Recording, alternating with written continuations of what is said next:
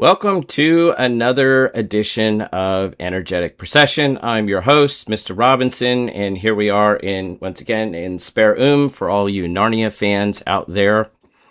I know it's been a long time since I've put out some content, but it's the summer, and so I have some free time. So there's been some things I've been wanting to do, and this is one of them. So what we're going to do this evening is we're going to take a look at the Pseudo-Jeromean texts and the Protestant doctrine of Sola Fide. And I want to try to get through this in an hour and a half, so I'm going to be moving things along quite a bit. So the first thing is that I would like to do is give a recap of where this is coming from for those of you who may not know. So wind the clock back to October of 2021, and in that month, the Protestant and Reformed apologist Anthony Rogers produced a series, a video on Sola Fide in the Church Fathers, arguing that the Church Fathers expressed this Protestant doctrine. And then he did a subsequent video arguing for the same doctrine being expressed by the early Christian writer Marius Victorinus in the 4th century. In December 2021, I posted a response. Consisted of a live stream that was about 5 hours, where I went through all the material that he presented. But there was one particular error that Mr. Rogers made that I think kind of stuck out in the minds of a lot of people, and I think it was very useful, and I've developed a number of subsequent arguments with respect to that error. So what Mr. Rogers did was he cited a text that he thought was from Jerome, that he thought was expressing the Protestant doctrine of Sola Fide. And in fact, this was not a text from Jerome. This was a text from Pelagius. So I'm going to play the original clip so you get an idea. It's just a few seconds long, and you can see for yourself. This comes from St. Jerome. I'm sorry, this is not available online. This is as far as I know, still untranslated from the Latin. So I've provided you here with the Latin translation of Jerome. But he says, for being ignorant of the justice of God, that is righteousness of God, and seeking to establish their own, the Jews, they have not submitted themselves to the justice of God, not knowing that God justifies by faith alone, sola fide. In the Latin, literally, sola fide. And thinking that they are just by the works of the law, which they did not observe, they would not submit themselves to the remission of sins, lest they should appear to have been sinners. So they wouldn't admit that they were sinners so that they might be justified by faith alone. They wouldn't submit themselves to that, and for that reason sought to be justified by their works of the law, which they did not even observe. But again, St. Jerome refers to it as being justified by faith alone. Here's So, having seen the clip, you might be thinking, this is 4 years ago now. Mr. Robinson, why is this relevant now at all? Well, first, because people keep using this text to support the teaching of Sola Fide, as well as other texts. So I search X every few months, and I routinely find people using the Pelagian text to support Sola Fide. So it's kind of not about the video 4 years after, but it's about sending a message. Secondly, there's a wider issue here. I think that this and other related texts show that the usage of all the other patristic proof texts for Sola Fide are inadequate. Because the mere use of the phrase doesn't of itself pick out or express the Protestant concept as Protestants have assumed for the last 500 years. This is because, in part, the phrase can express more than one view, and the Pelagian texts prove this. So, furthermore, if Protestants can read the exact opposite meaning of Sola Fide into one early Christian text, on the basis of the surface grammar, we need an independent reason for thinking not only this text, but that when Protestants use other early Christian texts, they're not doing the same thing. So this mistake here and this issue has wider purchase to the overall apologetic context. So if we don't get that reason and analysis from a given text, then we're just left with the surface grammar, so that these texts provide no support for the expression of the concept of sola fide in the pre-Reformation period. So these texts are, at best, just idle. They don't do any argumentative work. Furthermore, this can be extended to the biblical realm. So the early Christian texts use more precise language with respect to justification than Scripture does. Therefore, if Mr. Rogers or other Protestants can read the exact opposite meaning or a seriously wrong meaning into text with more technical language than Scripture, it's easier for Mr. Rogers or other Protestants to do the same thing with Scripture. And this is why the Pelagian texts undermine the entire Protestant, patristic, and biblical case for sola fide. So let's look at some examples of Protestants using the Pseudo-Jeromean text, or the text of Pelagius. The first up, we have Ryan, I believe it's Hemlar. He has a site called Need God, and I think he does need God. But he also needs to check references. So I'm going to play the video of him where he's basically kind of cornering this particular, I think it's a Catholic young man, with a number of rapid fire texts, and this is one of them. So let's take a look. St. Jerome says, when an ungodly man is converted, God justified him through faith alone, not on account of good works, which he possessed not. So notice Ryan provides the same Patrologia Latina, that's the PL textual location, as Mr. Rogers, from Jerome, supposedly PL 30. I believe it's 692D. And Ryan is reading into the text of Pelagius a meaning it does not have, because he thinks, just on the basis of the terms, that it expresses the Protestant concept of sola fide. As we will see, what Pelagius is expressing is diametrically opposed to the Reformation understanding. This means that Ryan is reading a contradictory meaning into the text. That meaning that he thinks is there, it's just not there.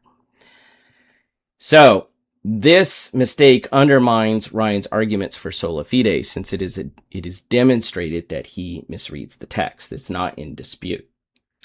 Now, I asked Ryan about this multiple times on X over the last 10 months, and he has never responded to me or, to my knowledge, anyone else on it. So this speaks to his honesty, or lack thereof, and I think undermines his credibility. After all, do you really think Ryan was reading Jerome one day and found this text, or do you think he just copy pasted it after doing a Google search or having AI compile things for him? Which is more probable? So that's part of the problem, is people aren't reading these patristic texts. They're just quote mining. And they really don't understand the theology of the individuals involved, their philosophical framework, their cultural milieu, how their language works, none of this stuff. So the problem, though, just isn't limited to self-proclaimed experts on the internet. You can also find Protestant academics with actual earned degrees in the field, and they keep making this mistake. So take a look at this slide from Dr. Michael Horton of Westminster Theological Seminary. You notice that he cites Jerome. Jerome himself says that God justifies by faith alone. It's footnote number 28. And if you look at footnote number 28, it gives the PL 30 692D reference, and this is in his volume, Justification, Volume 1, on page 80.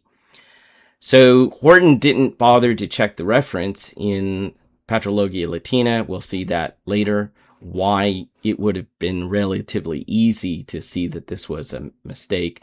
He just copied it from some secondary source, most likely either James Buchanan, the Doctrine of Justification. He uses Pelagius' text unknowingly too. and favors the primitive doctrine of justification. There are a number of works over the last 500 years that cite this text. In any case, I brought this to Dr. Horton's attention some time ago. I've received no response, and there's no known correction to the book. So this is from 2018. So going back a little further, you'll see on this next slide from Dr. Nicholas Needham, and the book Justification in Perspective. This is from 2006. So what's kind of fun about this text is it kind of gives us a new twist on the mistake. So let's look at what Mr. Needham's text says. He's putting up a number of quotes. He puts one before this on Chrysostom, and he says, finally, there is the strange teaching that insists quite explicitly on justification by faith alone. And the ellipses are mine. And then he writes, when an ungodly man is converted, God justifies him through faith alone, not on account of good works which he did not have. Otherwise, he ought to have been punished on account of his ungodly deeds. The ellipses are in Mr. Needham's text. God purposed to forgive sins freely through faith alone.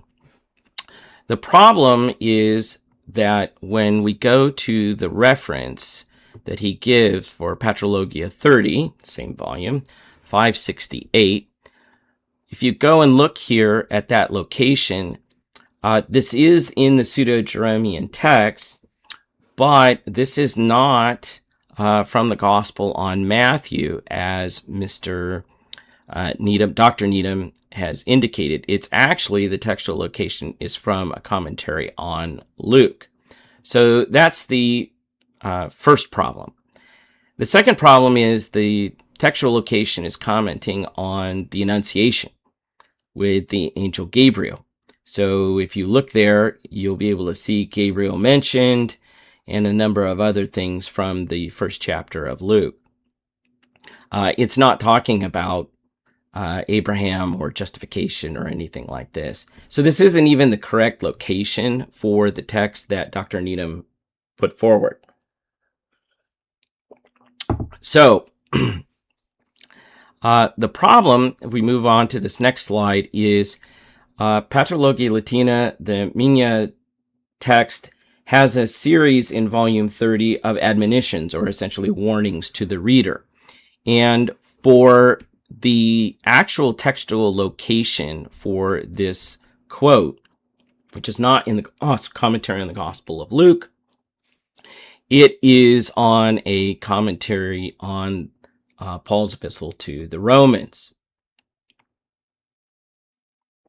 But even if we went with the commentary on Matthew and Luke, you notice the admonition here, falso ascriptus Hieronymo in novum testamentum commentaries. This is a false ascription of this to Jerome. And you can see here in the Latin text, all you have to do is run this through an AI translators. I'm not big on AI translators for academic stuff, but if you need a quick and dirty reading, this is suffice. So the text that he cited as being this commentary on Matthew and Luke, this is not from Jerome either. So if we move forward here, as I said, this is from a commentary on the Epistle to the Romans, which actually ends up being Pelagius's commentary, the Pseudo-Jeromean commentary on Romans, that is in the Patrologia Latina, volume 30. And I recognize this because way back in 2010, you can see there, this is a blog post header from my blog. I put this text up, which is why when I read this in Needham's essay in the book, I recognized the quote that this is actually from Pelagius. So if you go to Patrologia 30, here down below, you'll notice at the bottom is, I put in red on the side, that is the actual Latin text for what he is citing. So for confirmation, you can go there and see this. And Patrologia Latina, as you'll see later, is pretty easy to find on the internet. Okay, so we'll go to the English text comparison. Here's Needham on the left. When an ungodly man is converted, God justifies him through faith alone, not on account of good works which he did not have, so on and so forth. And you'll notice the ellipses. I have underlined on the right from De Bruyn's translation of Pelagius' commentary on Romans 4, which is what this is commenting on. The underline or the section that Needham quoted, and the section that is not underlined indicate the material that Needham left out of the quote. I don't think it makes a difference, because the fact of the matter is the quote is from Pelagius. So Dr. Needham took this from some other location, got the textual location wrong in Minya, and ironically ended up quoting Pelagius instead. So the good news is some Protestant apologists have already conceded this mistake, though I think they have failed to appreciate the relevance and engage the subsequent argumentation. So take, for example, the Protestant apologist Turretin Fan. He has done so, and you'll be able to see this in the following clip.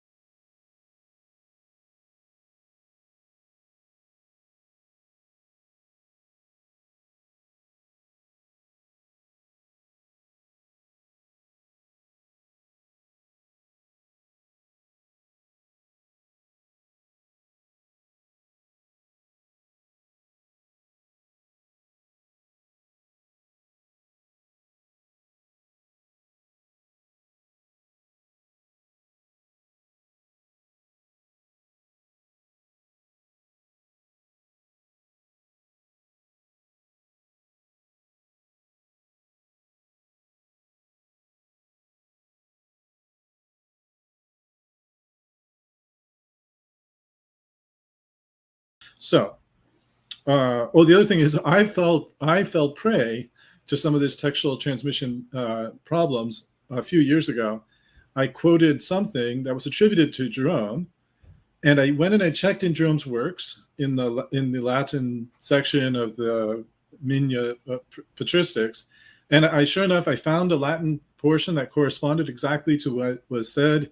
And so I felt comfortable, and I went ahead and put it out there. And then someone pointed out, yeah, but that's in the Pseudo-Jerome section of Jerome's works, not actually Jerome's works. And it turned out that I had actually been quoting from this Pelagius commentary. So I think I've updated my blog. I may have some more mea culpas to do on that point. Now, to his credit, Turretin Fan just admits that he should have looked at the beginning of the section. And that's fair. And I give him kudos, credibility, integrity for doing that. And that's what you should do. You just I made a silly mistake. I should have checked. I didn't. And we're done, at least as far as admitting the mistake. But in 4 years, Mr. Rogers can't seem to even admit this much. Though Mr. Rogers said he would respond, as you can see in the following clip. And so I'm gonna respond. I'm gonna debate William, and then I'll debate whoever of their guys wants to come along.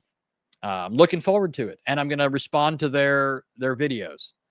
Okay, so Perry, Despairing Robinson, don't fear. I'm coming. I'm gonna respond to your stuff. So that was on June 7th in 2022 when Mr. Rogers said that he would respond, and recognize that 4 years is more than enough time to respond. Even if he had wanted to do a debate and I said, we have 4 years to do the debate, right? That would have been a ton of time. So he's had way more time to do research and compile a response, or at least address this issue, than he ever would have had we done a debate, or he done a debate with anybody else on this subject. So I want to take a moment here to think about why Rogers, why wouldn't he respond, especially when he said that he would? If you analyze his methodology, he uses debates to gain subscribers. So his channel and his material is performance driven. It's not analysis and argument driven. And if you weren't going to do a debate, I don't think he's really interested because it's not going to feed his bottom line. Something else to note, and this is an important fact, is he has repeatedly said that he did not even watch the live stream that I did. And we'll come back to this later, so just tuck that away in your head. But he did give some type of defense. So in March of 2023, I believe on March 20th, he debated Seraphim Hamilton on justification. And during the Q&A, he was asked via super chat by King Danny, as you'll see. And kudos to King Danny for spending the money on the super chat because I wasn't going to pay for it. He asked Rogers about the Pseudo-Jeromean text. And so let's take a look at Mr. Rogers' answers there. And we have another super chat here, and this question's for you, Anthony. Thank you for the support, King Danny. Appreciate it. Always an active viewer on the Gospel Truth. Appreciate it. Question for Anthony. Can you address the misquoting of St. Jerome when it was actually Pelagius? Yeah, well, that's an assertion that's been making the rounds. The person that made the assertion is somebody who refuses to debate me. I wanted to do that and hope that Perry Robinson one day will get the gumption to do so. But it's an assertion that it was not by Jerome, and it's a second assertion that it was by Pelagius. Now, it may well be the case that it has been falsely ascribed to Jerome, but that's not my fault. That's the fault of those who for centuries took it as a quote from Jerome. Whether it's from Pelagius or not is debatable. There's no verbatim statement in Pelagius that uses that exact quote. So that'd be my basic answer to that. But if we want to do a bigger debate on justification with Perry Robinson, I'd be happy to do that. But he's I don't think willing to debate. All right. So you'll notice here on the slide that Mr. Rogers gave 4 responses. Number 1 has 2 parts. 1A, only an assertion was offered that the text is not from Jerome. And 1B, only an assertion was offered that the text is from Pelagius. Number 2, he said it's not his fault that it has been ascribed to Jerome. The mistake, he argues, is, or asserts, is on the part of those who made the mistaken ascription. 3, he claims it's debatable that the text is from Pelagius. And 4, there is no verbatim statement in Pelagius that uses the exact quote. So what we're going to do this evening is we are going to proceed and go through and conduct an analysis and refute, not rebut, but refute each one of these responses. Now, the first thing I want to say is this. It's a Q&A.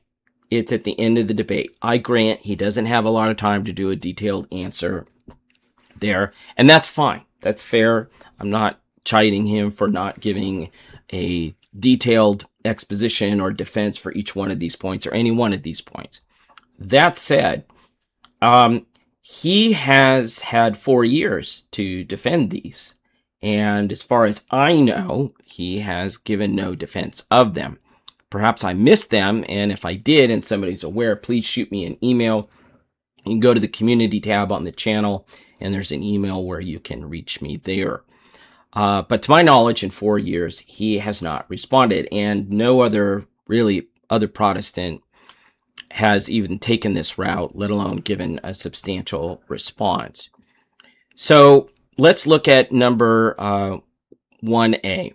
So to refute this, I did present in the original live stream sufficient evidence from Protestant academics writing in this area that this is not from Jerome. And the same is true with respect to showing that the text is from Pelagius. So let me briefly go through some of the evidence that I provided then, and then I will add even more evidence to kind of seal the deal in case people had doubts. So if you look on the following slide, this is from the Ancient Christian Commentary on Scripture, Volume 6. As you can see there, I presented this in the original presentation, and I'm doing so again now. It's been 4 years, and people may have forgotten, so just for documentary purposes, I want to put it out there. Notice here, similar to this work and evidently dependent on it, is the commentary written by the arch heretic Pelagius. Gives his dates, which has survived because for many centuries it was thought to have been the work of Jerome. It is important because it allows Pelagius to speak for himself on subjects that were to land him in controversy with Augustine and eventually lead to his condemnation. What we find is a man of moderate, even mainstream views, though it has to be remembered that the text as we have it now was reworked in the 6th century by both Pelagius and Cassiodorus. We'll see that he's mistaken about Pelagius, but Cassiodorus, he's exactly right. Pelagius' original text was in specific ways, presumably explicitly heretical. But what we have now is unexceptional, even if it is still possible to detect points of disagreement with Augustine. And there is the documentation for both quotes on both slides. We'll see that we can go even further with this. All right. So note that this is edited by Gerald Bray, who's a Protestant. So this is a hostile witness. This was written around, I think, 2000, this is 1998. So this has been out there for 26 years. And I believe that Mr. Rogers actually has a copy of this book on his shelf. So all he had to do was open it up and take a look. We'll see that in just a few minutes. This should have been sufficient for our purposes. Something else that I did in the original live stream is I actually put up the same quote from Pelagius' commentary from De Bruyn's translation. So I didn't just say, I'm just asserting this. That's not what happened. And if people doubt me, you can go back and look at the original live stream. It's on my channel. Okay. But why would Mr. Rogers say this? Well, I did a 1-minute video where I put the clip of Mr. Rogers followed up by me saying that the text is from Pelagius. So I surmise, and this is a little speculative here to be fair, that what Mr. Rogers did was not watch the live stream, as he reportedly said that he didn't. But he did watch the 1-minute short. And then he constructed, I think, his reply based on that. If so, then he provided a reply in the debate on these 2 points that he knew he didn't know if it was true or not. So he's just punting. He should have known that I wouldn't just assert it, given all the other documentary work that I did. In a 5-hour live stream, it's probable that I said more than just a flat-out denial. So, as I noted before, this is a volume that I believe Mr. Rogers owns. And if we look at the next slide, if he had pulled it off the shelf, this is on the left side. You can see the quote that Mr. Rogers gave. And then on the right here is a screenshot of the actual text. And you can see that it is pretty much the same quote, right? And I've highlighted it there for you. So these are Protestant scholars who put the quote in the exact same place and they attribute it to Pelagius. So one thing that I also did in the live stream, and I'm going to do more of it here, is I did reference the earlier academic work of Alexander Suter. And I should say that Suter's work was a big 3-volume set. Only 2 volumes are now currently in print. There is a 3rd volume, and this is a work of scholarship of painstaking detail. And what's important for our purposes is that all the interpolations into the Pseudo-Jeromean text that we will be discussing are all cataloged by Suter and other scholars. That said, if we look at what Suter has to say in his earliest commentaries on the epistles of St. Paul, we'll be able to see that this is a settled question. All right. So Suter writes, quote, "How do we know that these manuscripts represent the original form? By comparison with the contemporary quotations made from the commentary by Augustine and Marius Mercator." So Augustine and Marius Mercator both quote Pelagius' commentary on Romans. Continuing, these are the only two authorities whom form of the text agrees with these quotations. They have also the advantage of being shorter than the original rival forms, and they are therefore much more likely to be original. Their very character also explain how the expanded forms were constructed. There is a large number of interpolated manuscripts. Most of these attribute the commentary to, you guessed it, Jerome. And it is one of these forms that is represented in print from the 9th volume of Erasmus's edition of Jerome from 1516, which is what I said in the original live stream, down to the edition of Mina's Patrology, notice, volume 30. There are in all 10 manuscripts bearing the name of Jerome, and they divide themselves into 3 classes. Now notice, this was written in 1927. So that's about 100 years of knowing that the text is from Pelagius. Now, I'm going to add here some other sources, okay, to bolster the data set, the evidence set. So in this book by Carlson on justification in earlier medieval theology, this was work done in the 1970s.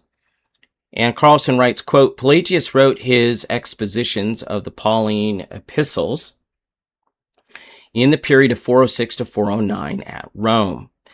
This commentary by the well-known heresiarch and opponent of St. Augustine is of particular importance because it was frequently utilized by medieval exegetes, as will be seen presently. But this writer, speaking of Carlson, found no evidence that any overtly heretical views were propagated by this means, and certainly no case can be built asserting that medieval semi-Pelagianism resulted from its influence. Continuing. This is partly explained by the circumstance of its circulation. One version was transmitted through Irish channels, appearing on the continent in the 9th century, and Carolingian commentators were well aware of the reputation of the author and used this work with due caution. Another version, which has been interpolated and hence sanitized by an unknown hand, it's actually Cassiodorus, circulated under the name of St. Jerome. Erasmus suspected this mixed authorship, but the Pseudo-Jeromean version continued to be printed among Jerome's works up to and including the Mina Patrologia Latina edition.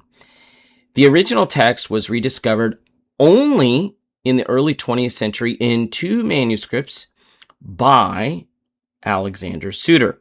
So we have uninterpolated manuscripts of Pelagius's commentary, so we can compare.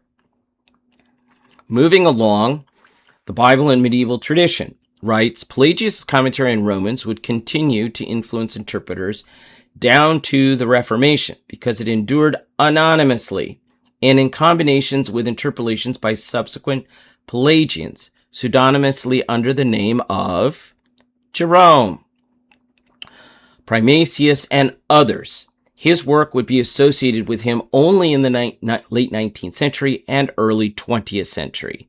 So this is from 2013. So we have a clear line of academic consensus here for 100 years.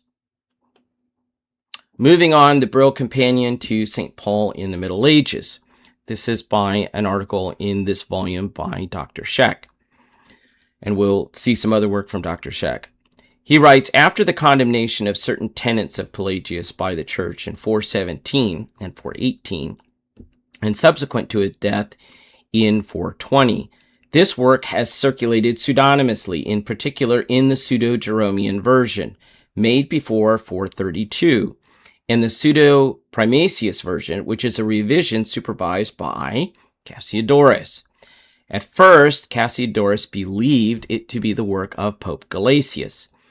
Upon closer scrutiny, Cassiodorus observed that the work was marred by Pelagian errors, particularly on original sin, and consequently revised, glossed it. In the Middle Ages, Pelagius' commentary passed as a work of St. Jerome. Erasmus of Rotterdam printed Pelagius's commentary in his edition of St. Jerome's writings in 1516. So this is all, as I said, originally. Okay? Continuing, he declared that he recognized that Jerome was not the true author, but that he had no idea that Pelagius was the author. Erasmus had deep admiration for the work. What impressed Erasmus was the degree to which the work represented the consensual Pauline interpretation that is found in the Greek exegetical tradition. J.P. Mina, suspecting that Pelagius was the author, printed it as Pseudo-Jerome in Patrologia Latina 30, and it gives the references there, which is exactly the same location that Mr. Rogers cited from. And you saw that in his original video. The original unglossed form of Pelagius' commentary was rediscovered and printed in 1926 by Alexander Suter. So the Brill commentary companion, St. Paul, is from 2013. You can see the reference there at the bottom of the page. Okay, so moving on here to an even more recent source, we have the Oxford Handbook to the Pelagian Controversy, and this has just come out in 2025. And these things aren't cheap, mind you. So let's see what they have to say. So this is an article in the Oxford Handbook that is just devoted to the Pelagian corpus, its textual integrity, its transmission, so on and so forth. Quote, although early modern scholars from Erasmus onwards no longer accepted that the commentaries were by Jerome, and suspected or argued that they were by a Pelagian, they were misled in their efforts to ascertain the author by the absence in the prevailing text of the commentaries in the tradition now called Pseudo-Jerome of exact parallels to passages. That's because of the interpolations. Parallels to the passages quoted by Augustine and paraphrased by Mercator.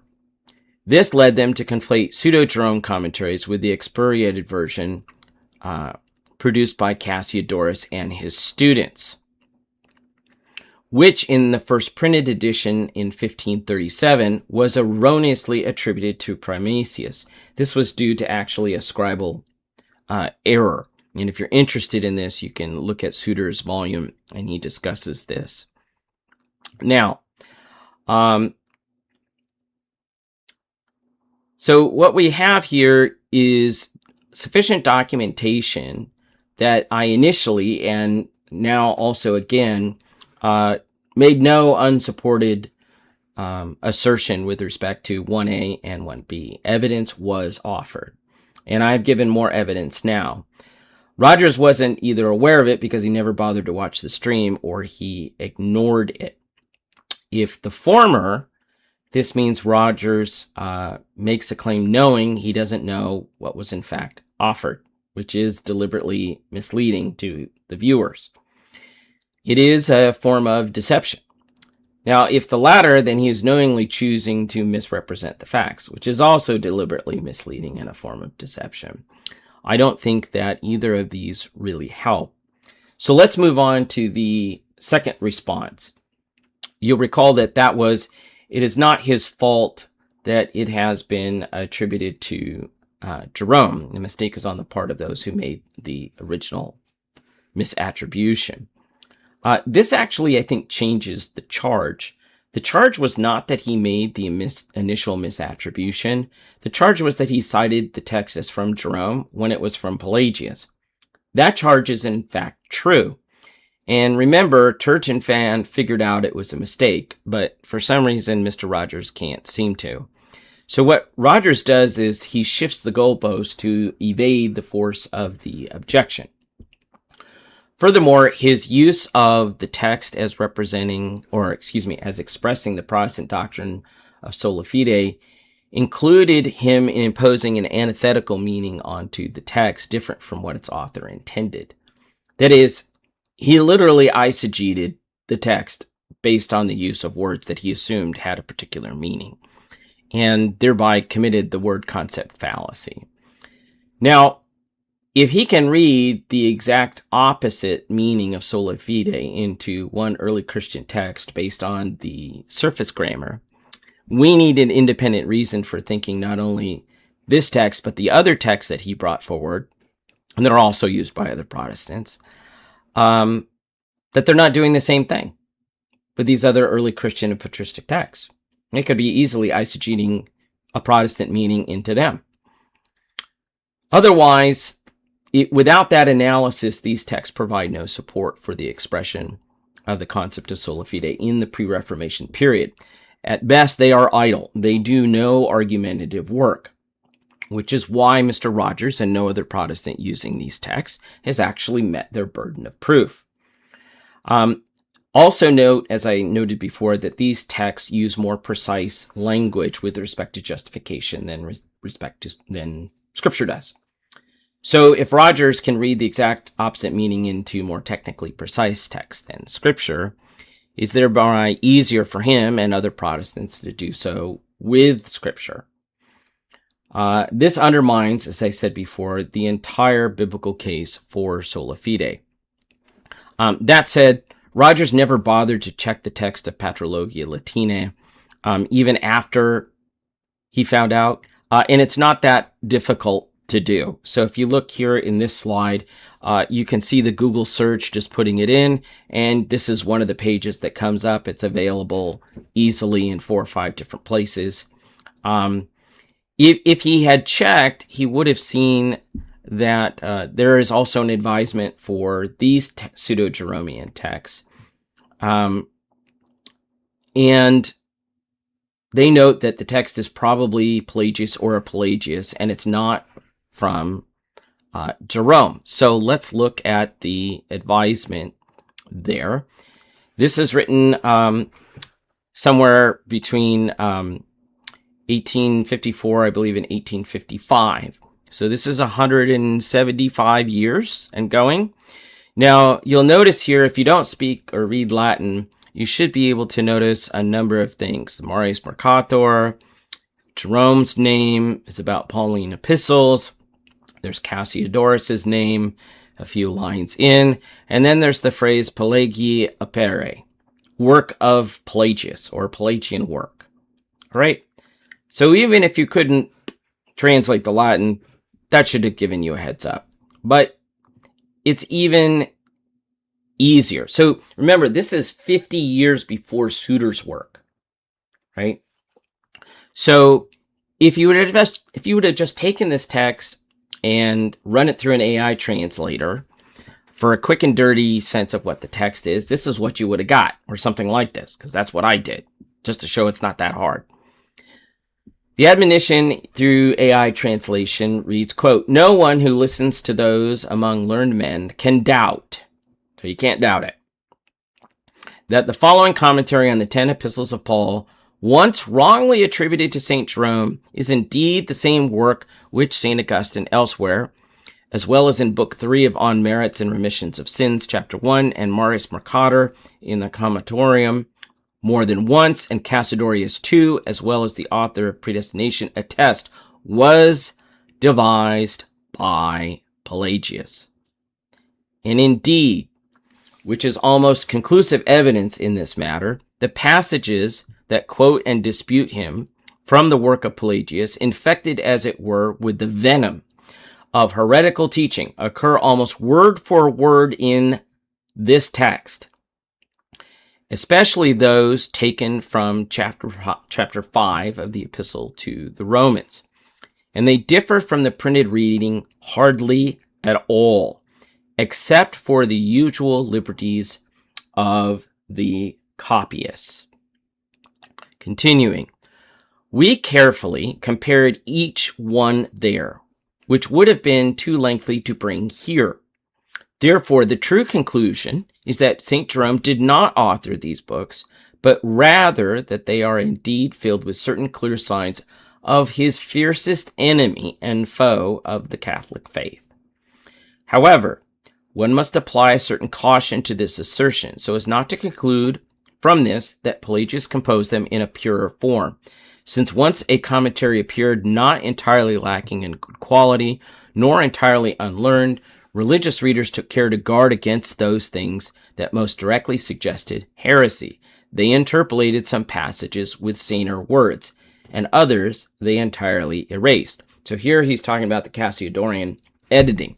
And so this is about 50 years or so before Suter found the two uninterpolated texts of the Romans commentary. Okay, so let's see here. All right, so it's a well-documented fact that this text is from Pelagius, and it is a Pelagian text. This is not up for dispute. So if you can't admit a very clear and documented mistake, then you probably shouldn't be doing apologetics, and you probably shouldn't be claiming to be an ordained minister of the gospel either. You just admit you make a mistake, because it's been 4 years and it just looks like lying at this point, right?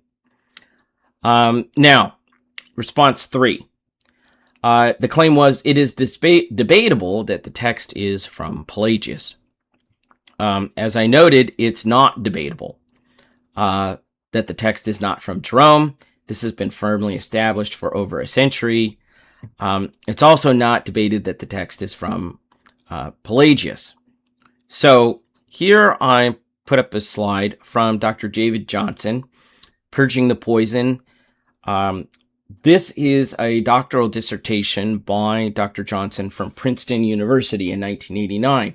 And what's valuable about this dissertation is that he goes through all of the interpolations and provides an analysis of the Pelagian commentary and the history of transmission.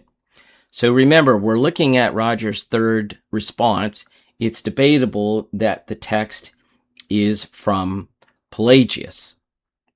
All right, so let's look here and see what Dr. Johnson wrote.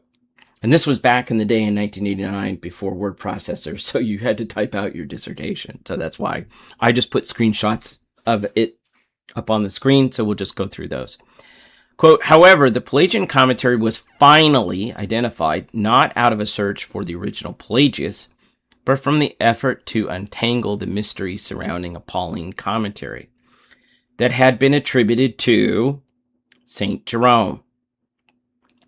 The first printed edition of this commentary was edited by Erasmus and included in his edition of Jerome in 1516, just as I said in the original live stream.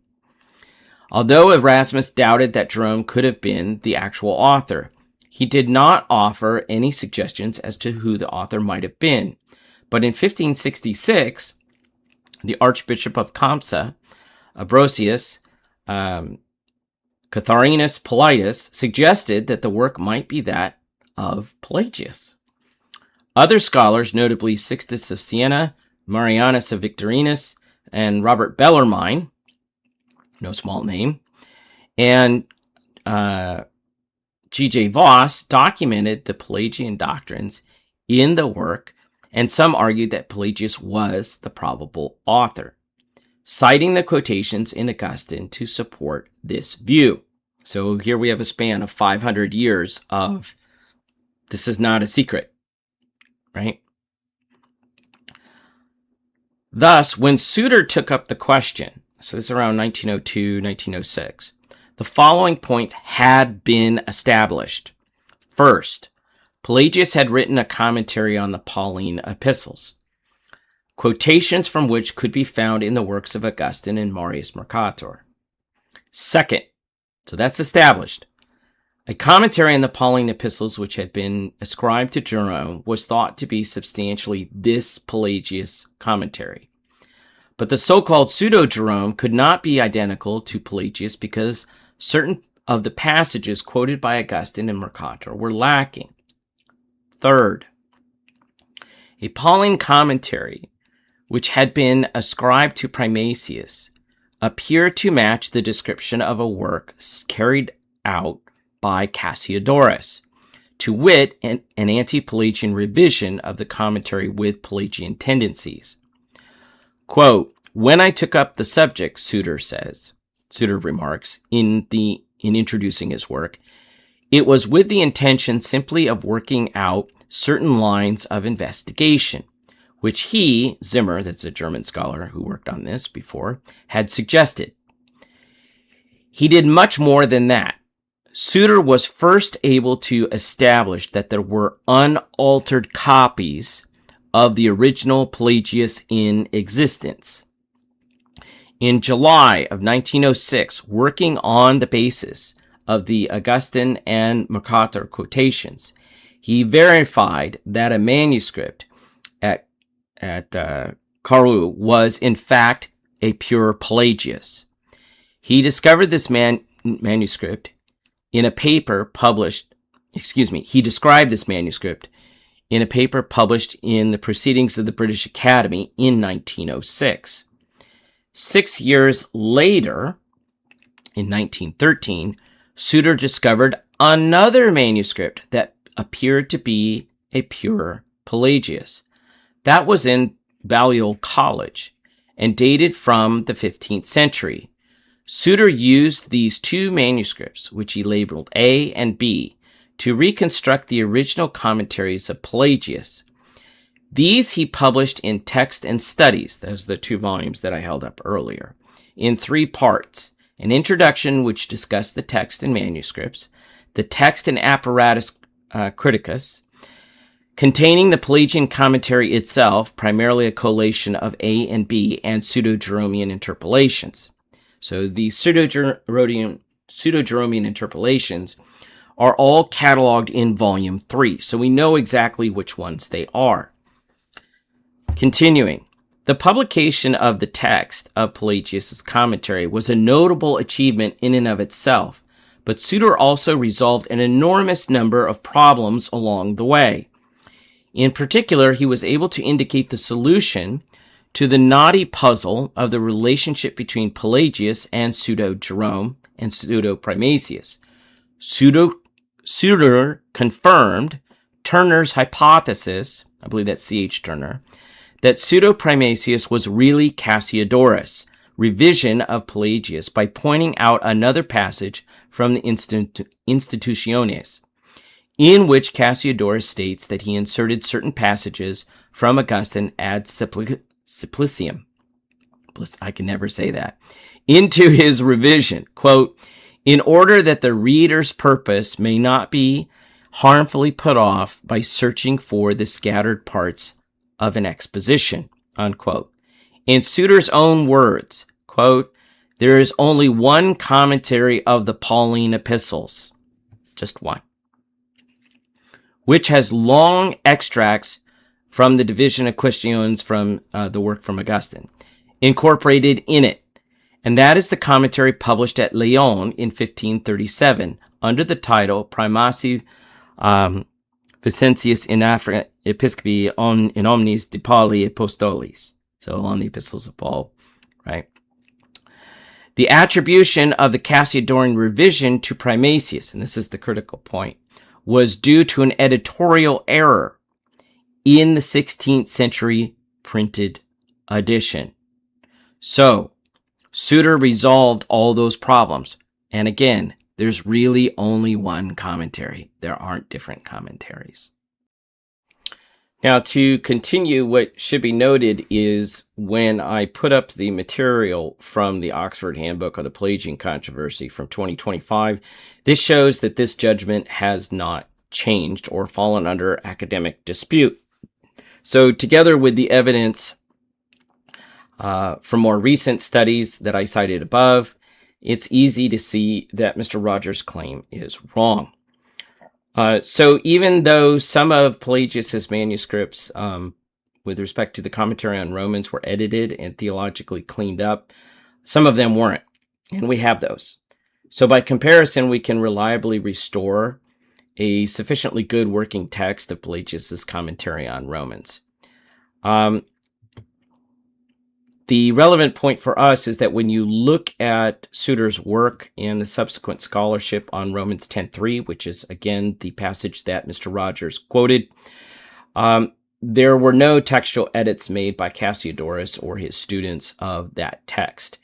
And so the reading in Romans 10:3 is fundamentally the same across the manuscript tradition, whether it's the pure Pelagian text or the Cassiodorian interpolated text. So it really makes no difference. Let's look at here the text from the Oxford Handbook of the Pelagian Controversy here. So note, he says, quote, were these variants present in the original commentary and later altered by a reviser, or were they absent from the original commentary and later added by a reviser? While there is no decisive evidence to eliminate one of these possibilities, the presence elsewhere in Pelagius' commentaries of remarks similar to those that are disputed, but with the support of multiple witnesses argued in favor of reading these variants are as coming from Pelagius. But even if one questions the authenticity of these variants, most of the text of the commentary has been transmitted with only inconsequential discrepancies among the witnesses, to exclude the entire work from consideration when studying Pelagius' thought and practice. And there he's going after Ali Bonner, because she considers this not an adequate basis to study Pelagius' thought. The problem, if I can just interject here, is she does not, to my knowledge, interact with Dr. Johnson's dissertation or any of the work with respect to Suter identifying the interpolations, which she would need to do to really kind of make that claim stick. But continuing, is too radical as a general method since it dispenses with much that probably comes from Pelagius. So we have a reasonably good text from Pelagius. Now, response 4.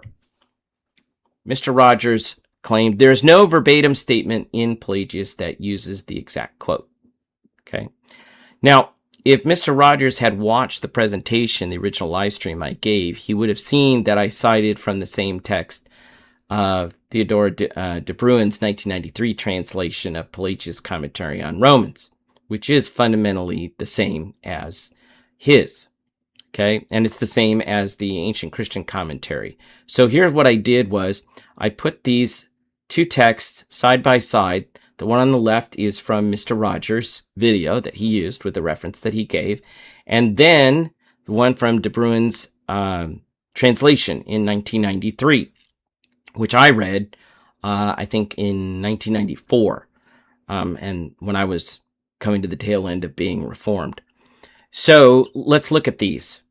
For being, reading Mr. Rogers' text, ignorant of the justice of God and seeking to establish their own, they have not submitted themselves to the justice of God, not knowing that God justifies by faith alone, and thinking that they are just by works of the law, which they did not observe.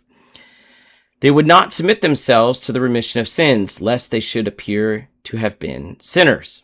So let's look at de Bruyn's translation.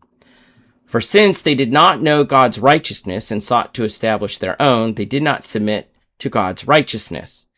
But because they did not know that God justifies by faith alone, and because they thought that they were righteous by works of the law, they did not keep. They refused to submit themselves to the forgiveness of sins to prevent the appearance of their having been sinners. There is no substantial difference between these two texts. This is all easily accounted for by word choice from translators. Now, I don't know who provided Mr. Rogers the translation that he used. I suspect it was from Faber or maybe Buchanan or some other Protestant source. But there really is no substantial difference between these texts. But if that weren't good enough, we can look at the Latin text. Okay, so let's look at this next slide. Put the two Latin texts, again, Rogers on the left, and this is from Suter on the right, because Suter provides a complete Latin text for all of the Pelagian commentaries on all the epistles of Paul. So if you look at the Latin text here, there's really no substantial difference. There is some difference in spelling of particular terms, and a little bit of word order difference in the first sentence, but word order in Latin doesn't make the kind of difference that it does in English. So it really makes no substantial difference to the text. So Mr. Rogers' claim that there's no exact quote is false. It's false in terms of English translation, and it's false in terms of the Patrologia Latina text and the pseudo-reconstructed text from the two authentic texts of Pelagius. This quote exists in both sets of manuscripts. It's not an interpolated text. So Mr. Rogers' claim is refuted. So in short, they look pretty verbatim to me. And if you don't believe me, there are the references. You can go and look Patrologia Latina online and check for yourself. Now, some people might be thinking, you're making a big deal out of this one quote. It's just a one-off thing that Pelagius said, but it's not. In his Pauline commentaries, Pelagius uses the phrase faith alone over 20 times. So I want to take a look to nail this down real quickly at a couple other texts from Pelagius. So this is from De Bruyn's translation. This is on Romans 1:17. Pelagius writes, because it was just that the rest of the believers should be saved in the same way, Abraham, who, when he believed, was saved from among the Gentiles initially by faith alone. Next up, Romans 4:5. This was the text we saw used by Dr. Nick Needham. But to one who does not work, but who believes in him who justifies the ungodly, the faith is credited as righteousness. When an ungodly person converts, God justifies him by faith alone, not for the good works he did not have. And then also, again, in Romans, there's a couple other in Romans, but this will end up Romans. There's others I want to look at. Romans 11:25. All of Israel was thus being saved in the same way as the full number of the Gentiles, by faith alone, so that because they had been equals in transgression, they were equals in Christ. Now, if we move on to Pelagius's comments on other texts, in Galatians 2:14, he writes, you know that you found life in Christ not from works of the law, but by faith alone, just as the Gentiles did. How is it that you compel the Gentiles to Judaize? So this is from Thomas Scheck's translation of all of the epistles here, and this came out in 2022. And if you read the introduction, he is essentially the same account of the transmission of the Pelagian corpus and all the Pseudo-Jeromean stuff with Cassiodorus. So if you want to see that for even more evidence, that's all discussed in the introduction. Last up, we'll look at Ephesians 2:8, the Protestant favorite text for supposedly proving Sola Fide. Pelagius doesn't seem to have a big problem with it. He writes, for by grace you are saved through faith, and that not of yourselves, not by the merits of one's former life, but by faith alone, yet not without faith. So, this is not just one-off, right? There are multiple places where Pelagius uses the phrase, all right? Now, last thing I want to take a look at before we close is a tangent.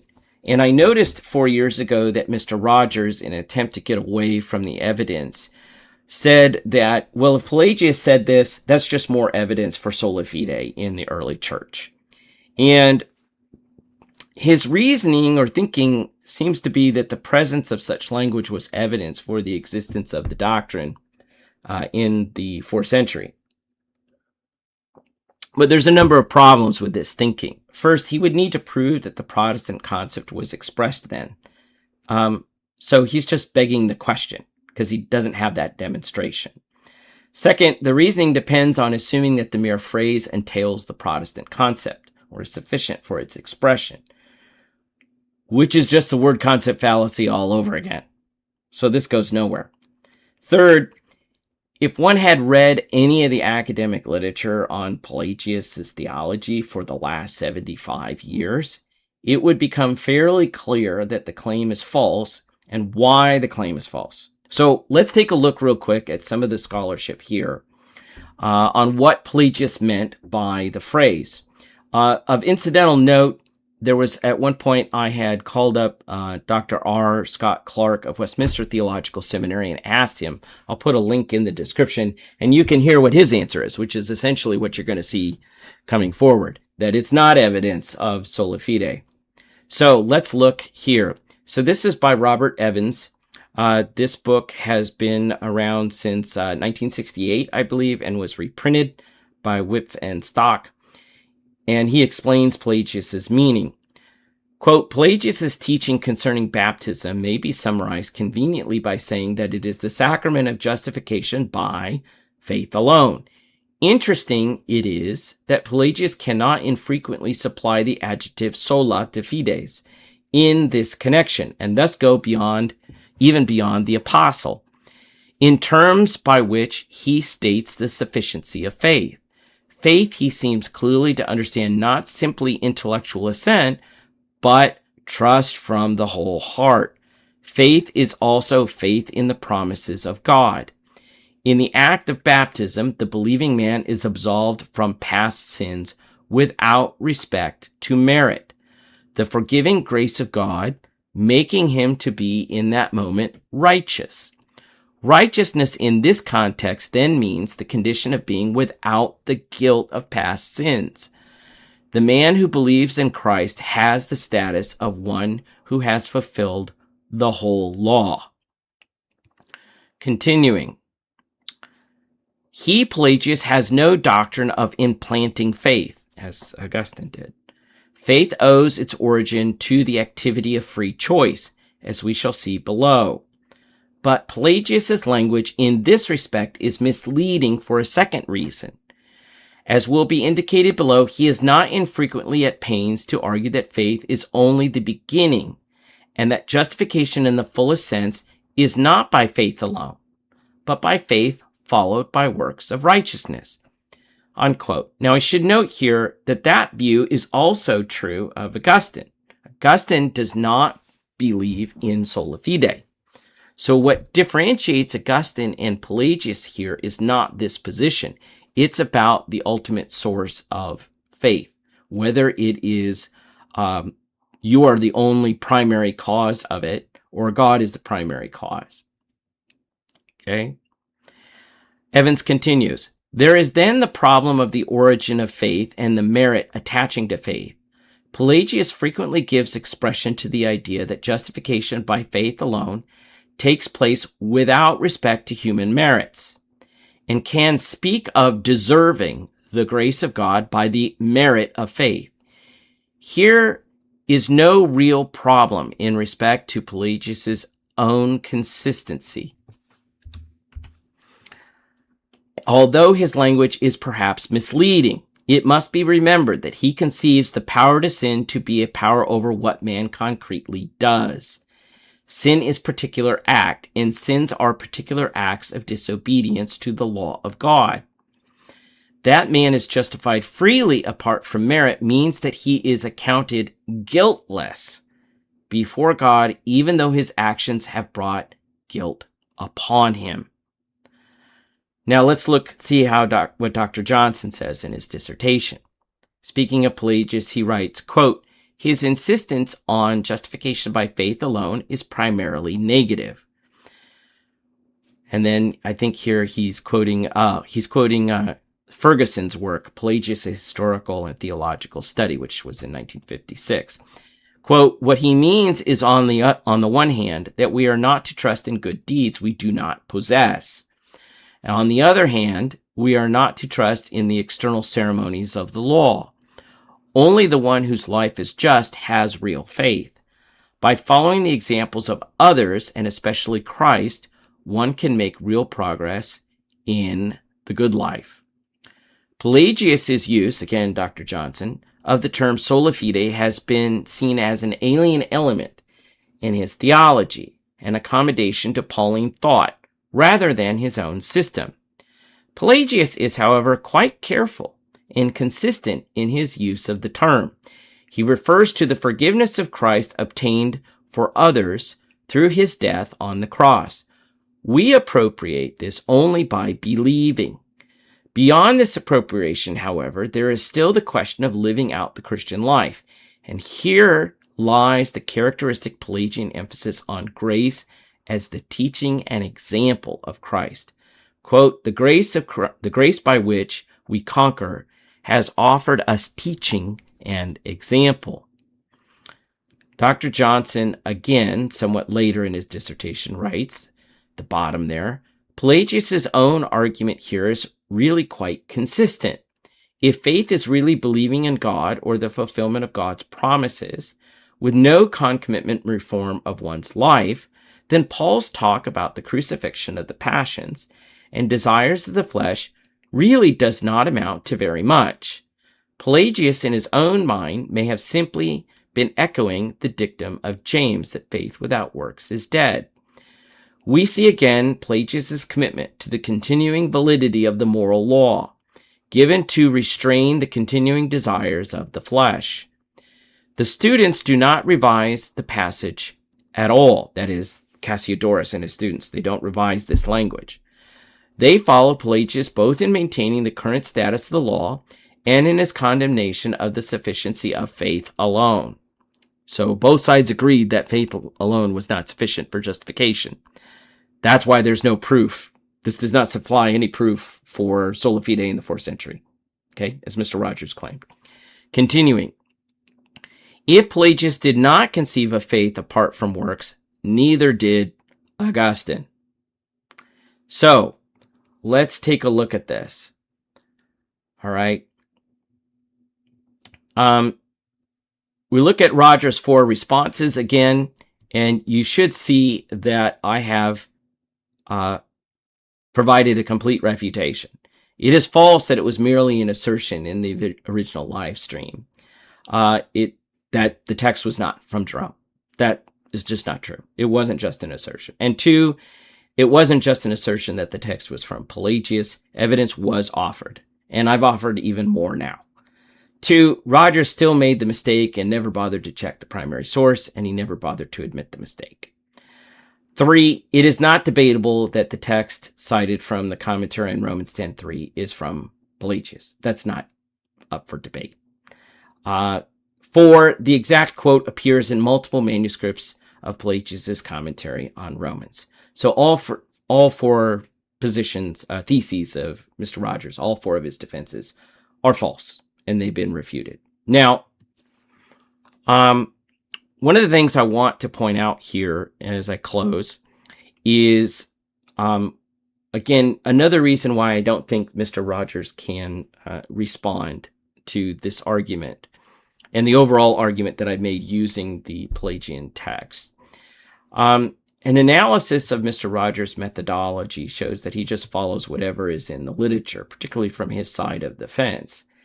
The problem is that my argument isn't in the literature. I came up with it myself.